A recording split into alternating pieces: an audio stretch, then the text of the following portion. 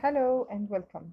This is Rasha, and I'm going to talk today about fluency. You know, what do I mean by fluency? Fluency is to speak well or to have a good level of English. That's it? No. To have fluency is to speak smoothly without hesitation.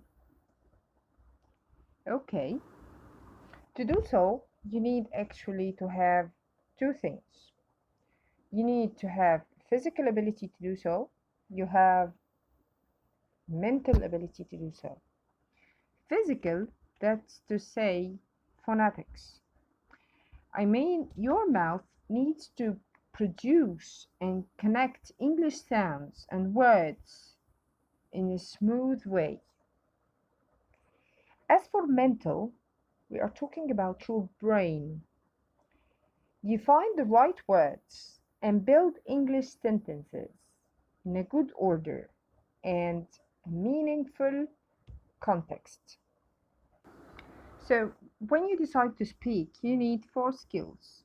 You need fluency, you need to know a lot of vocabulary or a good deal of vocabulary that is related to the topic you are talking about. You need correct grammar, that's accuracy, that you put the words in the correct order, use the correct tense, and so on. And you need pronunciation to say the words correctly. And I know that lots of us actually focus on grammar and we know grammar very well and we cannot use it. Or we can pronounce a lot of words correctly, but we cannot connect them in a meaningful context and we cannot actually express ourselves. So, fluency is the bridge that takes us to comprehension. What do I mean by comprehension? Comprehension comes from the verb comprehend. Comprehend is to understand. So if you can understand the person in front of you and you can actually express and convey the ideas that you have on mind, then you have the fluency.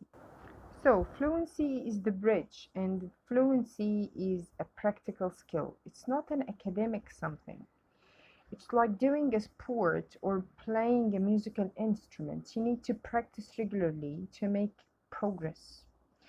And it doesn't have to be language focused. You don't have to focus on your grammar and your vocabulary and so on. So it's a matter of speaking smoothly without stop. So you have to get used to the pressure. It's hard to communicate in a foreign language. That's something you have to accept. You will feel uncomfortable and intimidated because it's not easy to do it. But you can still practice and improve. Trust me, you will feel confident and it will get easier every time you practice. So, practice is the key. And when I talk about practice, I need to practice my physical abilities and my mental abilities. And I'm going to tell you some tricks to use to make your abilities better. Let's start with physical practice. First thing to do is speed reading. You may understand what I mean by that. You have to read at certain speed. How to do so? Choose a text that you can read, use a timer, and start reading. Okay? Use your own speed, your normal speed. Then you have time, like I read this text in a minute. Now read it again and try to beat your previous timing. Every time you repeat it, you have to be faster than the time before. That, of course, will improve the way you talk because you are going to talk faster and you are going to focus more on the words that you are pronouncing, and of course you are going to pronounce it correctly because you had your time first time, then you have the second time, then you have third time, as much as you can. Okay. Second, you can always use songs. And this is an easy way and a fun way too. Here is how to use songs.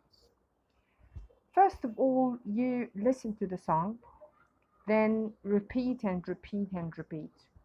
Sometimes you can get lyrics. Lyrics, I mean the words of the songs. You can read it.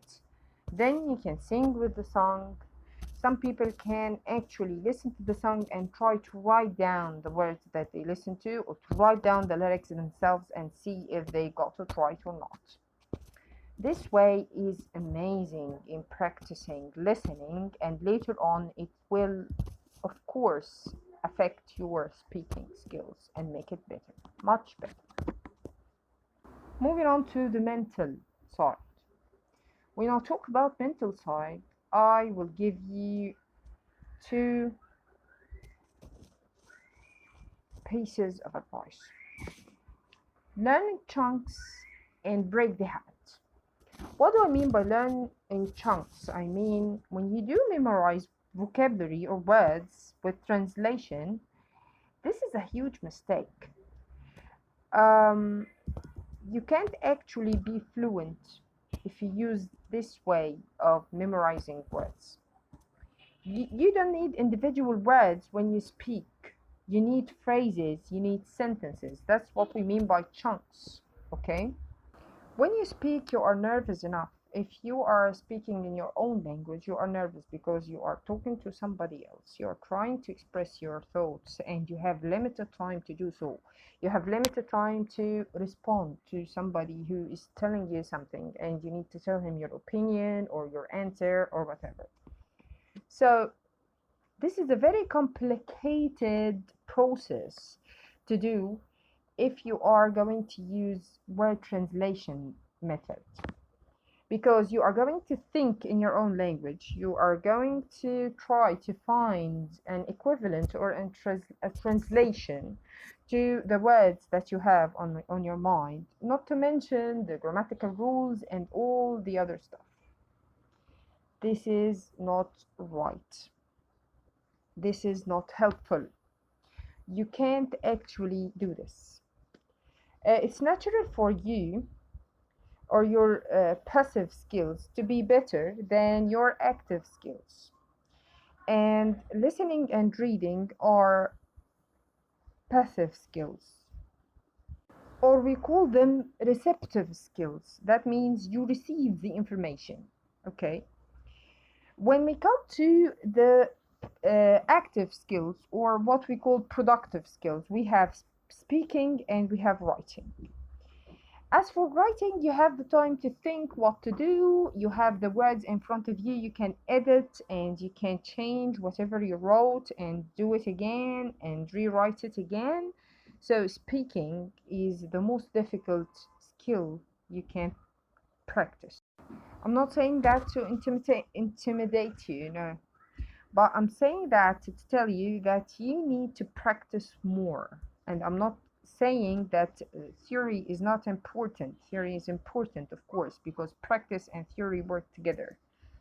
And I mean by theory to understand the ideas and the concepts. Then you start to memorize it and remember how to do it. And then you start to use it in real life. So, practice and theory working together. But in speaking, practice comes first. Um, Theoretical study should support your practice. Okay, you cannot actually replace practice by memorizing vocabulary or grammatical rules and depending on knowing all about theoretical study and actually drop practice. So when it comes to speaking, fluency is the most important. And my advice is practice effectively, get feedback regularly, and practice as much as possible. Practice accurately, accept that you are going to make mistakes, and don't be happy about it. Try to mend it. Find your weakness and work on it. Make it better. And by the way, repetition, when you repeat again and again, it helps you respond automatically and it also gives you better results, always. Okay, that would be all for today. I hope you enjoyed it. I hope you found it useful. And always remember, practice makes perfect.